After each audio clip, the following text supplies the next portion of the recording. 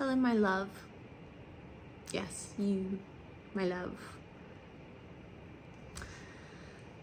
This is a very candid, collapsed on the couch video that I'm making for my Substack subscribers, you.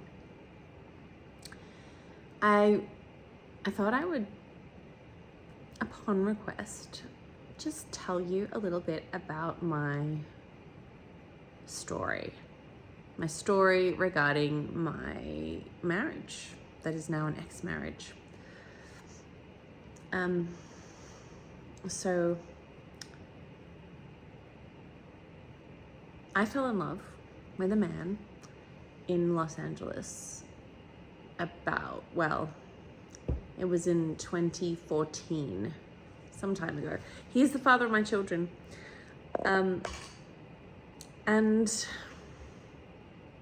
the truth is, things started out really happy, and there's quite a lot of parallels in a way between this man, my ex-husband, and my dad. And I think that that's probably an important key issue here, because what ended up transpiring, at least maybe within about 4 years of meeting one another, I started to really experience things in the relationship that were absolutely red flags for toxic, and they weren't dissimilar to the kind of toxic behavior I'd been exposed to as a child in my home, in my family home.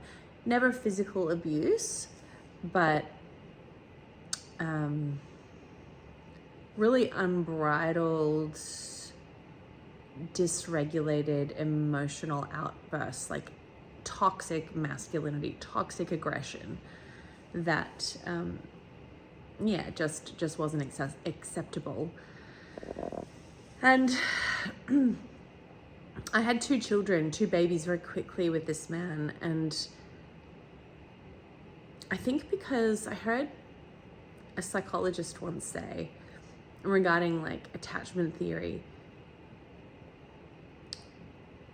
because these kinds of aggressive outbursts had been a part of my childhood, my upbringing with my parents, specifically my dad, I think when this began happening and then continued to happen in my marriage, it just felt like home to me.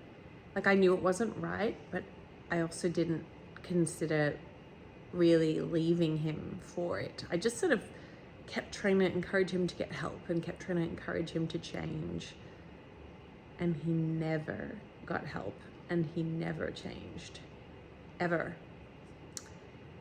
So that was kind of the real beginning. And the truth is, it was also 2 babies in quick succession that I think kind of escalated his aggression, because he didn't really want the second one, sadly, my darling baby boy. And at the same time, compounding issues going on in his life. And so with the second baby coming so quickly after the first baby, we then really began to disconnect sexually, intimately. And I think I just never really felt safe. No, that's wrong. I started to disconnect from him physically because it was a total turn off, like on a cellular, visceral, nervous system level. It was a complete turn off, his behavior, right? Like his outbursts, his bullying. And I just didn't feel soft around him. I tried though, like I knew instinctively. I mean, this is kind of before I really read much about psychology, knew much about certainly sexology. So I was just kind of going off intuition and instinct and so forth. I knew that remaining intimate was important, but what I've since learned is physical intimacy in a long-term relationship is dependent on emotional intimacy, but the same can be true.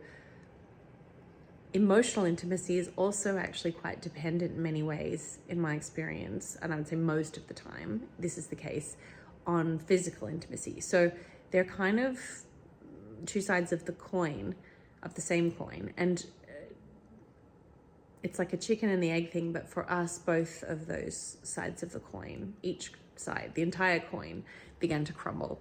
So our emotional intimate life as well as our physical intimate life, and that really was the death of things. And it was really hard to leave because we had COVID in there, you know, not easy, with two babies. Really, I had, two toddlers, and a global pandemic. And then we moved from America to Australia. But really in that kind of window of time, I feel like the writing was on the wall about the marriage being very, very, very problematic. And from then on, this kind of growing distance between us, this feeling of my husband not being my safe person, my confidant, and also just this feeling that we increasingly weren't meeting one another's desires. We were a mismatch sexually. That was pretty significant. And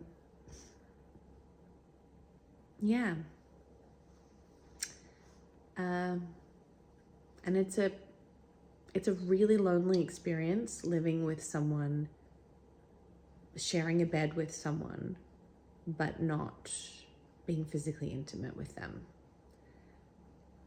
It's not something that, you know, gets talked about very often, but it's a not a nice experience.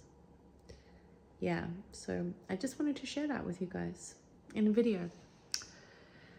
The day that I finally raised with him separation, and he agreed, was a really liberating day. I actually just felt free.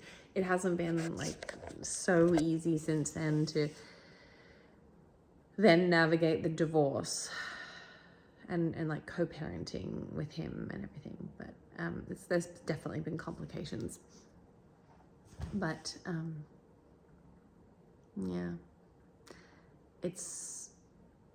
life is too precious, and staying in a relationship with someone who isn't your person, who doesn't treat you in the way that you inherently know is right, it is ultimately respectful and with care and attuned to you. Now, of course, none of us are perfect all the time. None of us are the best version of ourselves all the time. But if the bad is ultimately outweighing the good, we know. If your nervous system isn't at peace with that human, if you don't feel that your partner is attuned to you, if you don't feel beautiful in their gaze anymore, which was what happened with he and I, we fell out of love, and we didn't really desire each other anymore. I can't speak for him. It's possible that he felt rejected by me and no longer felt desired by me, and possibly, and that's why he increasingly kind of pushed me away. And like there's a whole lot of possibilities there, and he was never vulnerable or willing to be vulnerable enough to tap into that, to mine that with me. You know, he just wouldn't do the work. You know, I was very keen to, but he wasn't available to it, so therefore he wasn't my person. This is a very long video. I'm going to get my pajamas on and brush my teeth and go to bed.